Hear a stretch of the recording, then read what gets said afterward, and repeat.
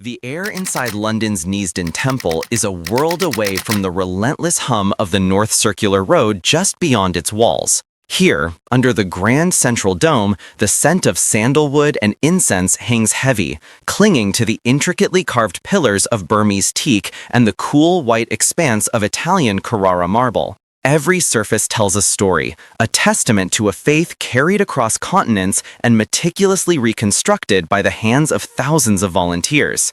Amidst this monumental display of Hindu devotion stands King Charles III, a figure synonymous with the Church of England, his dark suit a stark contrast to the saffron robes of the swamis around him. He stands with a quiet reverence, head slightly bowed. A priest, his movements precise and unhurried, approaches. In his hands is a simple yet profoundly significant object, a length of red and yellow thread, the kalava. As the priest begins to wrap it around the monarch's wrist, the space fills with the resonant vibration of a Sanskrit chant, a prayer for protection, well-being, and a sacred bond. This is the moment that sends a ripple through the complex tapestry of modern Britain. It is the tying of a Raksha Bandhan thread. This is not merely a diplomatic courtesy, a polite nod to one of the nation's many faith communities. The symbolism is far too potent, the history too deep. The Raksha Bandhan, which translates to the bond of protection, is a ritual that seals a promise. It is an ancient rite woven into the epic narratives of Hinduism, a tangible representation of a vow to protect and cherish. For the king, a man whose constitutional identity is inextricably linked to one specific faith, to one specific church, this act is a radical departure. It is a public performance of interreligious participation that transcends the carefully worded speeches of his predecessors. Onlookers, both inside the mandir and watching through the lens of the world's media, are witnessing a moment of profound cultural and theological intersection. The symbolism is layered, almost overwhelmingly so. The thread itself, often made of silk with interwoven gold strands, is fragile, yet it is meant to represent a bond that is unbreakable. It is a physical manifestation of a spiritual promise, a concept that resonates across nearly all faiths, yet is expressed here with a uniquely Hindu grammar. The monarch, by accepting this thread, is not just a passive recipient, he is an active participant in a narrative of kinship and mutual obligation. The context of the location itself amplifies the significance. The Baps Sri Swaminarayan Mandir, known colloquially as Neasden Temple, is more than a place of worship. It is a powerful statement of presence and permanence. When it was inaugurated in 1995, it was the largest traditional Hindu temple outside of India, a marvel of craftsmanship and community fundraising. It represents the journey of a diaspora, the planting of deep spiritual roots in a new land. For the king to enter this space and participate in one of its core rituals is to acknowledge that the spiritual landscape of Britain is no longer monolithic. It is to recognize that the grand cathedrals of Anglicanism now share the skyline with mandirs, gurdwaras, and mosques. This single act, the gentle tying of a thread, becomes a microcosm of Britain's 21st century identity crisis. It is a nation grappling with its imperial past, its multicultural present, and its uncertain future. The gesture is celebrated by many as a beautiful symbol of unity, a sign that the monarchy is evolving to reflect the true diversity of its people. Yet, it simultaneously invites a storm of questions from all sides. For traditionalists, it raises concerns about the dilution of the monarch's role as the supreme governor of the Church of England. Does participating in a Hindu ritual compromise this unique constitutional and spiritual position? For critics of the monarchy, it can be seen as a calculated public relations move,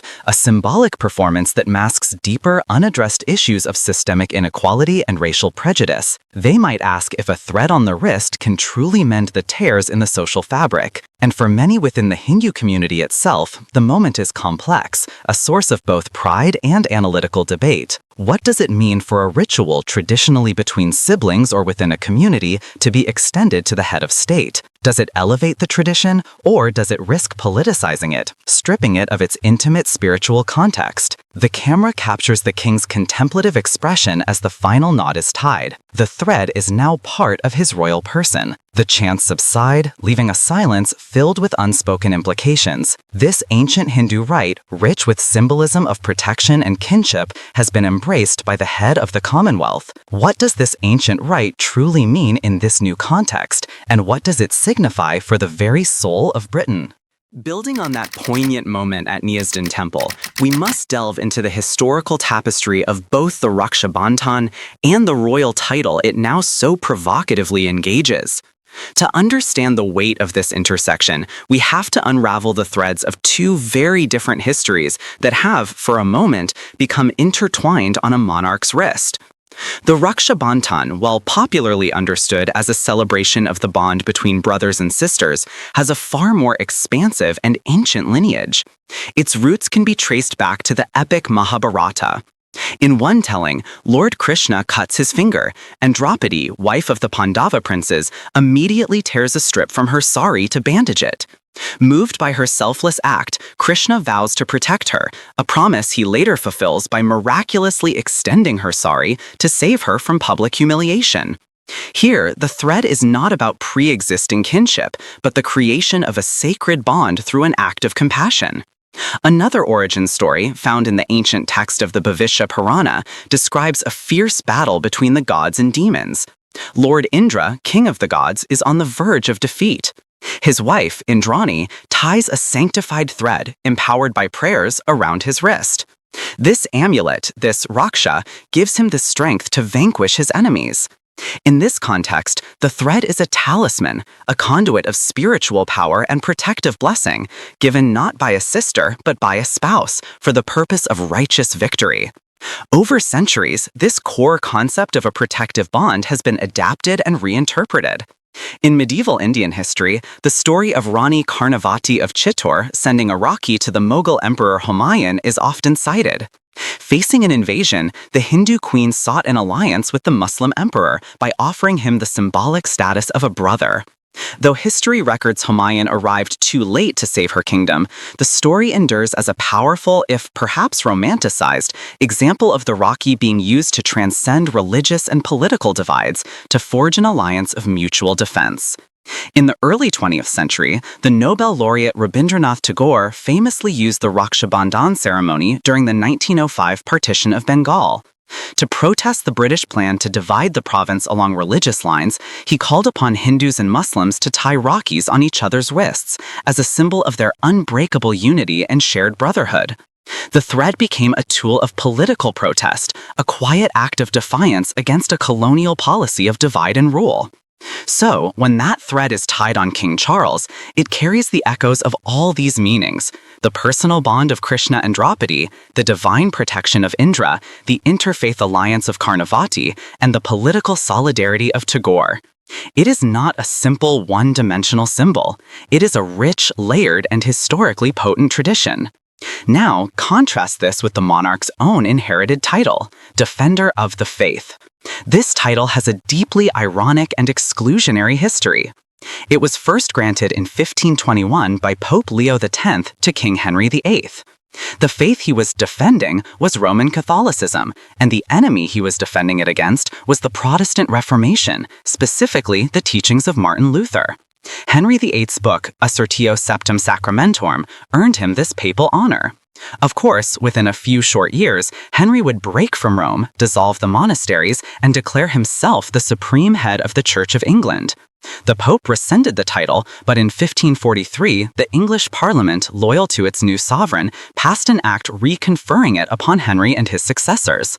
From that moment on, Defender of the Faith meant defender of Anglican Protestantism specifically. It was a title forged in religious schism and defined by its opposition to other forms of Christianity, let alone other religions.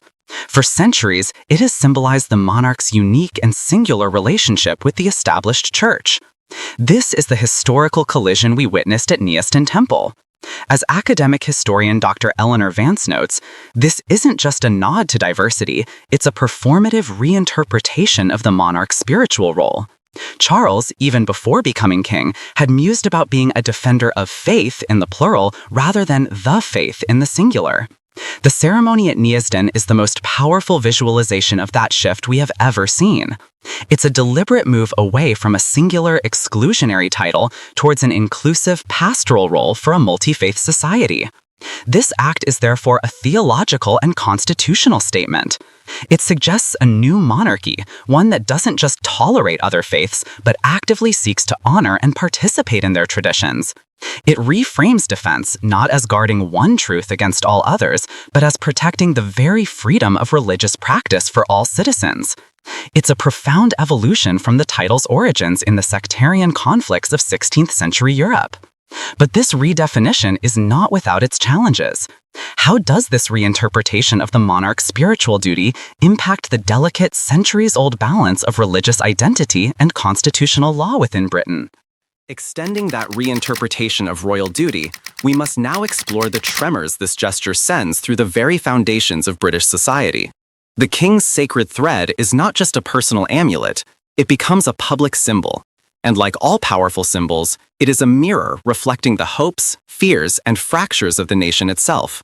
For many of Britain's 1.2 million Hindus, the moment was one of immense pride and profound affirmation. We spoke with Anjali Sharma, a community leader in North London.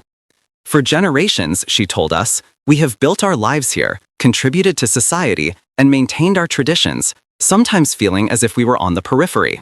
To see the king in our mandir, accepting the Rakhi, it felt like a message. It said, you are not just tolerated, you are an integral part of this nation's story. It was a moment of deep emotional resonance, a feeling of being truly seen. This perspective is crucial. For minority communities, such high-level recognition can be a powerful antidote to feelings of marginalization. It validates their cultural and spiritual heritage, weaving it visibly into the national fabric. The gesture suggests that the British story is not a static, finished text, but a living document to which new chapters, written in different languages and expressing different faiths, are constantly being added. However, the thread also draws attention to the knots and tangles within that fabric. The act, intended to signal unity, inevitably sparks critical debate. Dr. Ben Carter, a sociologist specializing in race and identity, offers a more skeptical reading. Symbolism is potent, but it can also be a convenient substitute for substantive change, he argues. It's wonderful to see interfaith dialogue, but does a thread on the king's wrist do anything to address the economic disparities, the subtle and overt racism, or the religious discrimination that many British Hindus, Sikhs, and Muslims still face? There is a danger of what we might call ceremonial multiculturalism, where the state celebrates diversity through festivals and photo opportunities while failing to dismantle the deeper structures of inequality. This critique highlights a central tension in modern Britain, the gap between the nation's multicultural image and the lived reality for many of its citizens. The question becomes whether such symbolic acts can genuinely heal Britain's divides, or if they merely apply a decorative bandage over persistent wounds. The reaction is not limited to minority communities or academic circles. Within more traditionalist segments of the Church of England, the gesture, while perhaps not openly condemned, is met with a quiet unease. We found this sentiment expressed in a parish newsletter in rural Kent. While we applaud the spirit of friendship, we must remember the Crown's unique and sacred covenant with the Church of England. The monarch's role as defender of the faith is a specific, Christ-centered commission. We must be cautious that in the admirable pursuit of inclusivity, we do not inadvertently dilute this foundational pillar of our Constitution and national identity. This view, while less common in public discourse, speaks to a genuine anxiety about the erosion of a historically Anglican national character. It posits that true inclusion does not require the monarch to become a participant in all faiths, but to steadfastly uphold his own, thereby providing a stable center around which a diverse society can orbit. The sacred thread, from this perspective, is not a bridge but a potential blurring of essential boundaries. Ultimately, the red and yellow thread tied on the king's wrist becomes a powerful metaphor for the intricate, often fragile bonds that are meant to hold a diverse nation together. It represents a conscious effort to weave a new kind of national identity, one based not on a single creed or ethnicity, but on a shared commitment to mutual respect and protection, the very essence of Raksha Bandhan. Yet, the varied reactions show that the threads of Britain's identity are pulled in multiple directions. There is the pull of a pluralistic, forward-looking future, and the pull of a traditional, historically defined past. There is the desire for unifying symbols and the suspicion that those symbols might be empty. The king's gesture did not and could not resolve these tensions. Instead, it illuminated them with unprecedented clarity. It demonstrated that a single, simple thread can carry the immense weight of a nation's history and the complex hopes for its future. It shows us that the project of building a truly unified multi-faith society is a delicate and continuous act of weaving, one that requires more than just a single royal gesture, but a constant, collective effort from all its citizens.